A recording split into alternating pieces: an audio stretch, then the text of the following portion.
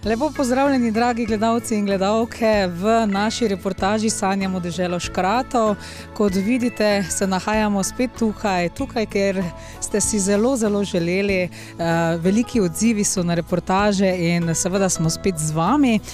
Kot vidite pa že v ozadju, če se spomnite, je bilo zelo tu, se pravi v potokih je teklo in danes moram pohvaliti občino Ormož in seveda krajevno skupnost Jeruzalem, pa tudi podjetje Segrab, ki nam je navozil ta šoder oziroma makedam, kakorkoli.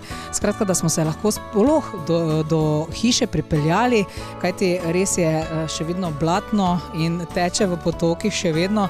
In danes vas bomo presenetili z enim posebnim gostom, ki ga jaz predvsem nadvse cenim in malo kasneje bomo povedali tudi o tem. Pa pojdimo pogledati, kaj smo za danes za vas pripravili.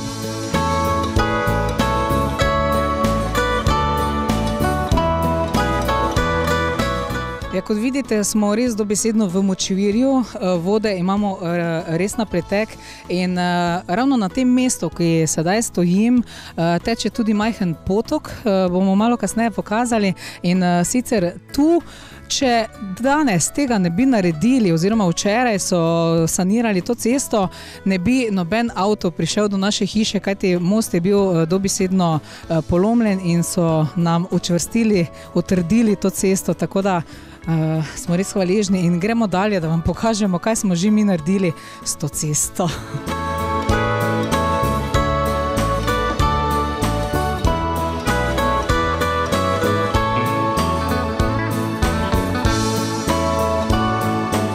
Ja, kot vidite, pa že prihajam na kritično točko, kjer tudi 50 kubikov kamna, gramoza ne pomaga. Tu smo se peljali 3 do 4 avti in poglejte, spet teče kar potok, tako da še bo kar treba nasuti vsega tega, da se bomo lahko vozili do naše hiške.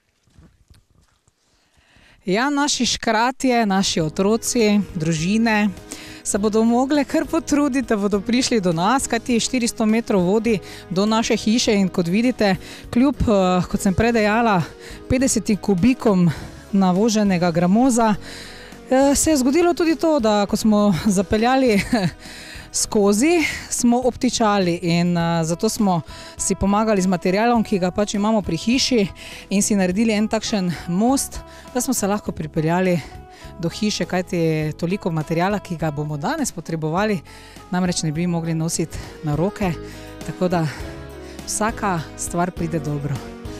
Evo, gremo dalje.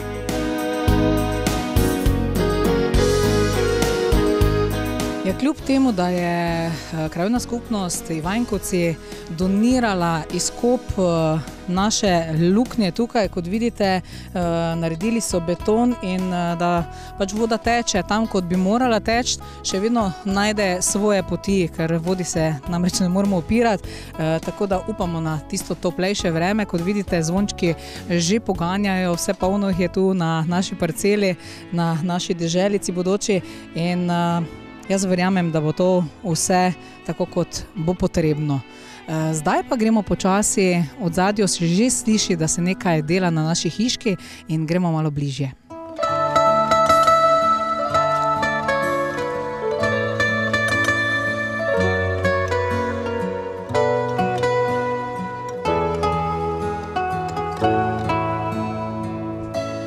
No, to pa jaz pravim temu naravni fitness, ne, ki ga lahko naredimo, ampak jaz sem brez kondicije. Kot vidimo, pa so naši strokovnjaki že tukaj, zato pojdimo v hišo.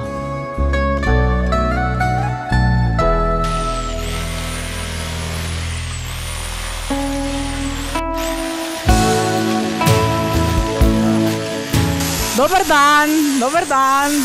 Hej, hej, time out. Toto Klaudija samo vodi. Pozdravljeni, dragi moji. Jaz bi rekla temu donatorji, prostovoljci. Naj vam povem na začetku, to je Lukman Jože, ki se je javil na našo reportažo oziroma je gledal našo reportažo, je tako, Jože? In ker je tudi domačin, smo ga nekako, ne jaz, ti si mene poklical, mi dva smo že na ti, sicer, ker so se že prej spoznala, tako da je nekako rekel, zakaj pa ne bi mi pomagali deželi Škratov, in se je prostovoljno javil, da bo naš vodja celotne hiše, da bo skrbel za red in disciplino, da bo vse potekalo tako kot more. Drugače pa, Jože, kaj mi dva vse počneva, da malo poveva našim gledalcem? Kaj bomo počneli? Mislim, kaj bomo delali? Delali najprej moramo pripraviti v bistvu vse kup. Najprvo bomo naredili luke, da prijemo do lufta malo, da naredimo malo svetlobo, ker v bistvu to bojo sanitarije. No, se to bomo malo kasneje povedala, ampak v bistvu ti kot podjetnik, kaj vse počnete, če vas naročijo, v bistvu lahko samo poveva, da boš naredil te knaufe oziroma gips plošče, potem bomo malo kasneje naredili vgradnjo oken, tako da to prije kasneje in kot smo rekla, konstrukcija mora biti za te gips plošče, V bistvu mi bomo malo tu pripomogli z suhmontažo, pleskarskimi deli, tudi nekaj z keramičarskimi deli. Z vsem bomo v bistvu malo pripomogli k tej deželi Škratov. Seveda, ker to je nekaj za naš kraj, v bistvu to nekaj dobrega, In za naše otrokece. In tudi za naše otrokece, sam imam malega otrokeca, Tako da to je to, moramo iti na delo, To je to, bomo kar sproti govorili. v bistvu pa pozivam vse, ki so v bistvu pripravljeni kakoli, Bravo, že kakoli, v bistvu na kakoli način stopiti zraven, pripomočiti, lahko me pokličejo, seveda, kjer me pozna, ali mene, ali pa Klavdijo. Našo deželo bojo napisali tako. Tu, ten kraj, tu so v bistvu same lepe dekleta pridejo in ne bo vam žal. Jaz sem v bistvu to gledal, to oddajo sem videl na televiziji in nisem vedel, da je to zraven mene, in sem se tako odločil, da pristopimo. Zato pa ne bo vam žal, če boste kakšni evro prispevali, pa kakoli, materialno. No, zdaj smo naredila kar veliko promocijo, zdaj pa je čas, da gremo kar delati naprej, ker nas čaka res veliko dela. Ne nas motiti, gremo dalje. Ajde, gremo delati. Čau!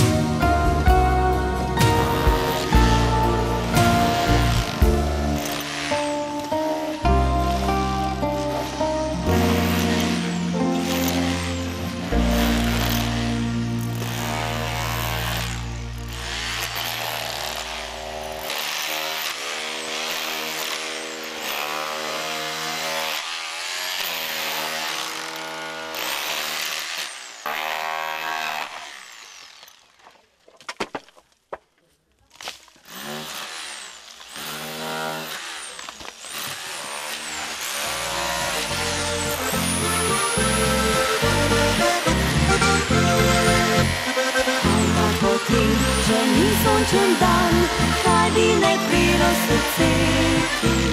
Saj je lepo, ko pada spet dež, pada na lica grobar. Sreča je tu in sreča je tam, včasih zbeži kot oblak nam. Pojdi hitro za njo, skrijo v svojo dlan. Pojdi hitro za njo. Kuku, evo, okno že imamo zunaj, kot vidite, je to butana hiša. In te hiše ne podreš kar tako in meni so nekateri arhitekti svetovali, da bi to hišo podrli, ampak jaz sem strogo zavračala to, kajti nekako želimo tudi to deželo Škratov pripeljati v ekologijo oziroma v naravo in čim več črpati iz narave. To pomeni, da bomo probali prikazati čim več, kaj se da iz narave potegniti in predelati, obdelati. In naj vam povem, da ravno danes gostim enega posebnega gosta, ki ga jaz zelo, zelo cenim in bom rekla, da ga spoštujem, ker je svojo hišo, če boste verjeli ali ne, naredil samo 5000 evri. In to ne malo, enih 10 kvadratov, ampak kar 200 kvadratov svoje hiše. In mogoče že veste, o kom govorim, to je Miro Žitko. In seveda pridite, da pogledamo, kaj bo nam povedal naš strokovnjak glede butance in vsega ostalega.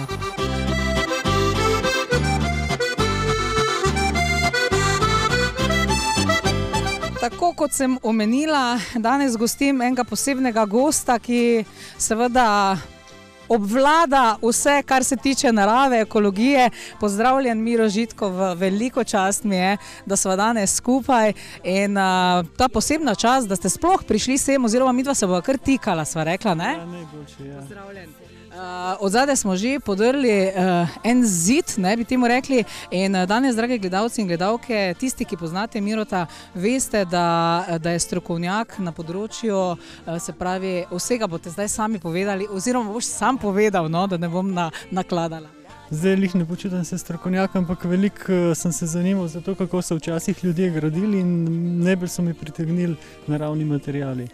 In zdaj tukaj je res en lep primer hiše, kako so ljudje včasih znali samo iz zemlje in z neki slame narediti eno krasne stene in kot vidimo tudi dolga leta so zdržale tukaj na tem mestu, celo nič ni razpokan in vse se bo dalo obnoviti in v tej hiši še naprej živeti. Ja. Tako da bomo mogoče se malo posvetili tem materialom, pogledali tisto, kaj sploh potrebujemo, da se eno tako hišo naredi na tak način. Pa kaj se vse da iz tega materiala, ki se mogoče tudi podre, obnoviti in izkoristiti, ne? Najbolj zanimivo pri teh materialih je, da se dajo reciklirati 100%, se pravi, nimamo odpada praktično. No. Jaz z Mirotom že stojimo ob lepih primerkih tukaj, ki bojo sedaj na kratko oziroma pač povedal, kaj vse se da narediti in veliko nas je takšnih, ki ne vemo, kaj vse lahko naredimo in danes bomo seveda z Mirotom predstavili tudi okolico naše dežele Škratov. Tako da zdaj se midva posvetiva temu, kaj imamo tukaj. Tako? No, zdaj klele vidimo, kako se pravzaprav začne, a ne? Se pravi, pridemo najprej do materiala. To je navadna zemlja. Rečemo ilovica, to je mešanica gline in peska in to lahko potem enostavno zmešamo z vodo, dodamo nekaj slame in z tega naredimo stene, tako kot so v tej hiši. Lahko naredimo tudi opeko, se pravi, ta opeka je zračno sušena, to je opeka, ki je bila nekoč ugrajena v en del te hiše, ki ste malo podrli. Zdaj na vlagi to zelo razpade, ampak ta opeka je bila, ne vem, koliko je ta hiša stara, ampak 1930 je bila grajena. No, evo, do zdaj je ostala na suhem nedotaknjena in tudi trdna. Zdaj to lahko mi enostavno uporabimo ponovno za gradnjo, se pravi, jo zdrobimo, namočimo z vodo, zdrobimo in zopet naredimo tako opeko. Ali pa mogoče steno, tako kot je bilo tukaj. Zdaj, če tako opeko spečemo, dobimo potem to, kar je pač poznamo zdaj kot... Iz tega? Tako iz tega, to je samo na temperaturi, se to potem speče in nastane ta opeka, če damo pa še kakšno drugo obliko, pa dobimo že kritino. Tako je tudi nastal proces gradnje, se pravi, začel se je tam. To pomeni, da naše škratje hiške bodo nastale prav iz tega blata, bi rekli, ne? Ja, seveda, vzeli bomo zemljo, potem bomo pokosili seno, ko je v polni zrelosti, da stebelca olesenijo. Zdaj tole niso več uporabne, ker so že precej razpadle in nimajo neke trdnosti, ampak če bilke pokosimo v polni zrelosti, takrat potem v glini zdržijo dolga leta. V piramidah v Egiptu so najdli tole 5000 let star material z slamo, ki je še imela prožnost in ni strohnela. Se pravi, glina poskrbi, da ti materiali ostanejo kvalitetni in trdni in služijo svojemu namenu. Ta vlakna pač držijo skupaj ta material, a ne da se to ne razpusti oziroma da je bolj trden, kot če bi bilo brez tega. In še povezani smo z naravo in prišparamo, nekaj bi jaz po domače povedala, ne? Kar veliko.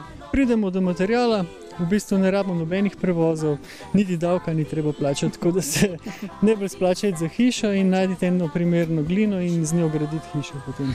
No, in tako bomo tudi mi gradili malo kasneje, seveda zdaj nas čaka še veliko dela, preden bomo to začeli, ampak drugače bo pa Miro naš mojster, ki bomo z njim naredili tudi delavnice, ampak malo več kasneje o tem. Nič več poti, drugemu deklitu zate ni, nič več poti.